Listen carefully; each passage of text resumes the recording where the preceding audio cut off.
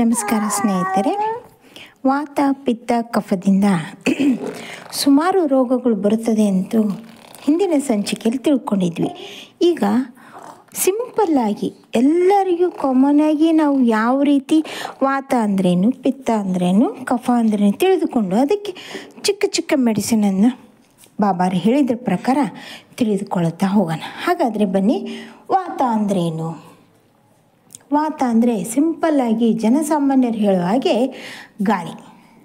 ಮನುಷ್ಯನ ದೇಹಕ್ಕೆ ಗಾಳಿ ತುಂಬ ಅವಶ್ಯಕತೆ ಇದೆ. ಈಗ ವಾತದಿಂದ ಬರುವಂಥ ರೋಗಗಳು ಯಾವುವು ಅಂತ ತಿಳಿದುಕೊಂಡ್ರೆ ಅದಕ್ಕೆ ಸರಿಯಾದ ಒಂದು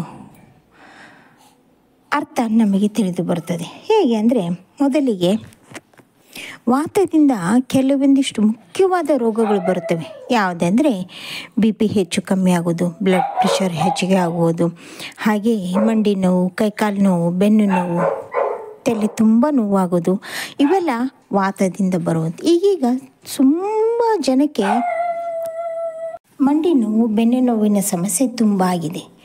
ವಯಸ್ಸು ದಾಟಿರೋದಿಲ್ಲ, ಅಂದರೆ 50 ದಾಟಿರೋದಿಲ್ಲ, ಆಗಲೇ ಮಂಡಿ ನೋವು, ಕೈಕಾಲು ನೋವು ಬರ್ತಾಯಿದೆ. ಯಾಕೆಂದರೆ ಇದೇ ಪ್ರಾಬ್ಲಮ್, ಅಂದರೆ ವಾತ ಇಲ್ಲ ಅನ್ನೋ ಕಾರಣಕ್ಕಾಗಿ.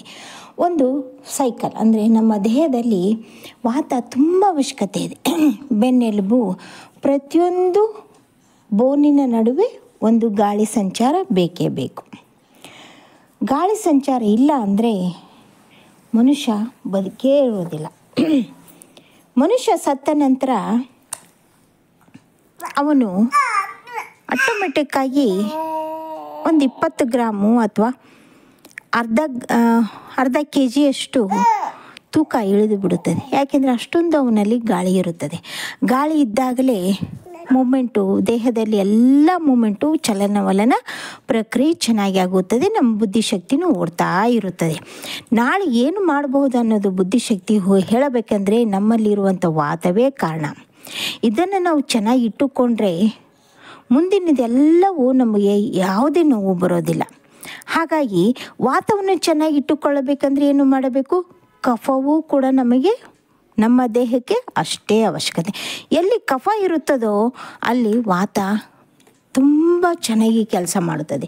ವಾತ ಕಫ ಇವೆರಡೂ ಅಪೋಸಿಟ್ ಡೈರೆಕ್ಷನ್ ಇರೋ ಹಾಗೆ, ಅಂದರೆ ಗಂಡ ಹೆಂಡತಿ ಎರಡೂ ತದ್ವಿರುದ್ಧವಾಗಿದ್ರೂ ಸಂಸಾರದ ನೌಕೆ ಚೆನ್ನಾಗಿರುತ್ತದೆ. ಹಾಗೆಯೇ ವಾತ ಅಂದರೆ ಹೀಟು, ಉಷ್ಣಾಂಶ, ಕಫ ಅಂದರೆ ತಂಪು. ಉಷ್ಣಾಂಶ ಮತ್ತು ಕಫ ಎರಡೂ ಇದ್ದರೆ ಮಾತ್ರ ದೇಹದಲ್ಲಿ ಒಂದು ಸಮತೋಲನೆ ಚೆನ್ನಾಗಿರುತ್ತದೆ. ಹಾಗಾದರೆ ಕಫ ಹೆಚ್ಚಾಗಿ ಅಂದರೆ ಒಂದು ಲಿಮಿಟೇಷನ್ ಆಗಿರಬೇಕಂದ್ರೆ ನಾವು ಏನನ್ನು ಮಾಡಿಕೊಳ್ಳಬೇಕು? ತುಪ್ಪ, ಹಾಲು, ಬೆಣ್ಣೆ, ಗಾಣದ ಎಣ್ಣೆ, ಈ ರೀತಿಯಾದ ಜಿಡ್ಡಿನ ಪದಾರ್ಥವನ್ನು ಹೆಚ್ಚು ತಿನ್ನಲೇಬೇಕು. ಅಂದರೆ ಈ ಪ್ಯೂರ್ ಆಗಿರೋದು ಮಾತ್ರ. ಈಗಿನ ಕಲಬೆರಕೆ ದಿನಗಳಲ್ಲಿ ಪ್ಯೂರ್ ಆಗಿರೋದು ಸ್ವಲ್ಪ ಕಮ್ಮಿನೇ. ಹೀಗಾಗಿ ನಮ್ಮಲ್ಲಿ ರೋಗಗಳು ಹೆಚ್ಚಾಗಿವೆ. ಆದ್ರೂ ಕೂಡ ತುಪ್ಪವನ್ನು ಹೆಚ್ಚಾಗಿ ತಿನ್ನೋದ್ರಿಂದ ಕಫದ ಪ್ರಮಾಣ ಹೆಚ್ಚಾಗಿ ಇದ್ದು, ಆದರೆ ಕಫ ತುಂಬ ಆಗಿದೆ ಅಂತ ಅಂದುಕೊಳ್ಳೋ ಹಾಗಿಲ್ಲ. ಎಷ್ಟು ಬೇಕೋ ಅಷ್ಟು ತಿಂದರೆ ಸಾಕು.